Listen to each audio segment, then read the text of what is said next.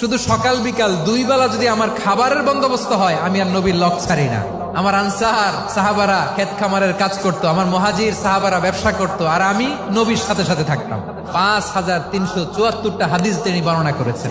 সবচেয়ে বেশি হাদিস বর্ণনাকারী সাহাবী আবু হুরায়রা রাদিয়াল্লাহু তাআলা আনহু। বিড়ালের বাবা কি করতেন? খালি হাদিস মুখস্থ করতেন। হাদিস প্রিজার্ভেশনের কাজে বিশ্বনবী ওনাকে কাজে লাগিয়েছেন। উনি একদিন বলেন, ইয়া রাসূলুল্লাহ আসমাউ মিনকা কাসীরান ফালা আহফাজু। নবী, অনেক কথা শুনি, আমার মনে থাকে না। বিশ্বনবী বললেন, তাই তোমার চাদরটা বিছাও। আবু হুরায়রা বিছালেন। বিশ্বনবী হাত বুলায় দিলেন। এরপরে অনেক হাদিস বর্ণনা করলেন। আবু হুরায়রা বলে, তারপর থেকে বিশ্বনবী যাই বর্ণনা করে আমি শুনি আর একটাও বলি না। এখন সুবহানাল্লাহ। বিশ্বনবী ওনাকে নবীর এই যে লক্ষ হাদিস প্রিজার্ভেশনের এই দায়িত্ব দিয়েছেন সাইয়েদনা আবু হুরায়রা রাদিয়াল্লাহু তাআলা আনহুকে। আপনারা কি খেয়াল করেছেন কত বড় চৌকস ট্যালেন্ট হান্টার ছিল আমার নবী? এক একজনের এক এক ট্যালেন্ট, এক একজনকে এক এক দায়িত্ব দিয়েছেন, এক একজনের প্রতিভাকে এক এক ভাবে বিকশিত হওয়ার সুযোগ দিয়েছেন। আওয়াজ করে বলেন ঠিক কি না?